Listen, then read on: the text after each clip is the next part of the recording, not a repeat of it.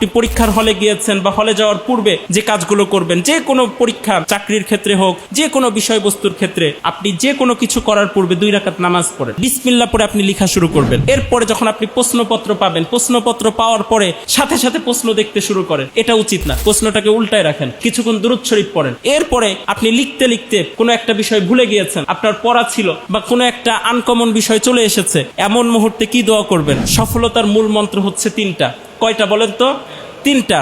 আপনি যদি কোনো একটা বিষয়ে সফল হতে চান, আপনাকে 3টা জিনিস অবশ্যই ফলো করতে হবে। 1 নাম্বার, প্রচেষ্টা। আপনার মাঝে চেষ্টার সর্বোচ্চটা লক্ষ্য করতে হবে, চেষ্টার সর্বোচ্চ উপস্থিতি যেন আপনার মাঝে লক্ষ্য করা যায়। প্রচেষ্টা যদি না থাকে তাহলে ব্যর্থতার কিন্তু দেখা মিলবে। আপনি চেষ্টা করছেন না সফল হওয়ার জন্য, নিঃসন্দেহে আপনি ব্যর্থ হয়ে যাবেন। এ কারণে 1 নাম্বার বিষয়, যারা আমরা যে কোনো বিষয়ে সফলতা পেতে চাই, আমাদের সকলের মাঝে প্রচেষ্টাটা, সর্বোচ্চ চেষ্টা, এটা থাকা চাই। 2 নাম্বার যে বিষয়, সেটা হচ্ছে আল্লাহ তাআলার প্রতি ভরসা, তাওয়াক্কুল। আপনার যদি আল্লাহ তাআলার প্রতি ভরসা না থাকে, সেখানে আপনি হতাশ হয়ে যাবেন। কারণ আমরা দিন শেষে যা কিছু করি, এরপরে যখন আমরা রবের সামনে হাত মেলে ধরি, আমাদের হৃদয় কিন্তু হতাশা মুক্ত হয়ে যায়। এই কারণে আপনি যদি রবের কাছে দোয়া না করেন, আপনি প্রচন্ড চেষ্টা করছেন কিন্তু আপনার আল্লাহ তাআলার প্রতি ভরসা নাই, আপনি কোনোভাবেই হতাশামুক্ত জীবনযাপন করতে সক্ষম হবেন না। এই কারণে 1 নাম্বার থাকতে হবে প্রচেষ্টা, 2 নাম্বার থাকতে হবে আল্লাহ তাআলার প্রতি পরিপূর্ণ আস্থা এবং ভরসা, 3 নাম্বার হচ্ছে দোয়া।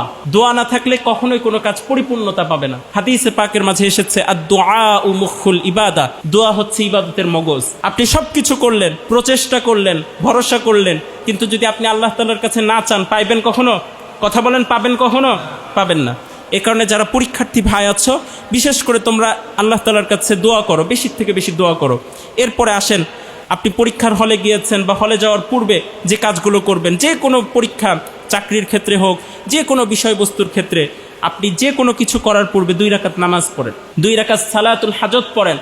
আপনার জীবনের গুরুত্বপূর্ণ একটা সিদ্ধান্ত নিতে যাচ্ছেন, সিদ্ধান্তহীনতায় ভুগছেন, টেনশনে ভুগছেন, এমন পর্যায়ে আপনি নামাজে দাঁড়িয়ে যান। কারণ হাদিসে পাকের মাঝে এসেছে আকরাবু মা ইয়াকুনুল আবদু মির রাব্বিহি ওয়া হুয়া সাজিদ, ব্যক্তি আল্লাহ তাআলার সবচাইতে বেশি নিকটবর্তী হয় যখন ব্যক্তি সিজদায় থাকে। আপনি সিদ্ধান্তহীনতায় ভুগছেন, আপনি সিজদায় গিয়ে আল্লাহ তাআলার কাছে রোনাজারি করছেন, কান্নাকাটি করছেন, চাচ্ছেন, বিষয়টা আল্লাহ তাআলা আপনাকে আসান করে দিবে না? কি বলেন? অবশ্যই আসান করে দিবেন। এই কারণে 1 নাম্বার, পরীক্ষায় যাওয়ার পূর্বে সকলেই আমরা 2 রাকাত নামাজ পড়বো, সালাতুল হাজতের নামাজ পড়বো। আল্লাহ তাআলা আমাদেরকে তৌফিক দান করুক, পড়েন আমিন। এরপরে আসেন, বিসমিল্লাহ পড়ে আপনি লেখা শুরু করবেন। কারণ হাদিসে পাকের মাঝে এসেছে বিসমিল্লাহর দ্বারা যে কাজটাকে শুরু করা হয়, আল্লাহ তাআলা সেটাকে বরকতে পরিপূর্ণ করে দেন। পড়েন সুবহানাল্লাহ। প্রত্যেকটা কাজের শুরুতে বিসমিল্লাহ বলার একটা অবস্থা নিজের ভিতরে গঠন করুন। আল্লাহ তাআলা তৌফিক দান করুক, পড়েন আমিন। এরপরে পরীক্ষার হলে গিয়েছেন, প্রশ্নপত্র এখনো আসেনি, আপনি বসে আছেন, যে কোনো কাজে গিয়েছেন, চাকরির ইন্টারভিউ, আপনি বসে আছেন, এমন পর্যায়ে আপনি কি করবেন? আপনি বসে থেকে থেকে আল্লাহ তাআলার কাছে দোয়া করেন। হাদিসে পাকের মাঝে আল্লাহর হাবিব দোয়া শিক্ষা দিচ্ছেন, আল্লাহুম্মা লা সাহলা ইল্লা মা জাআলতাহু সাহলা ওয়া আনতা তাজআলুল হুজনা ইযা শি'তা।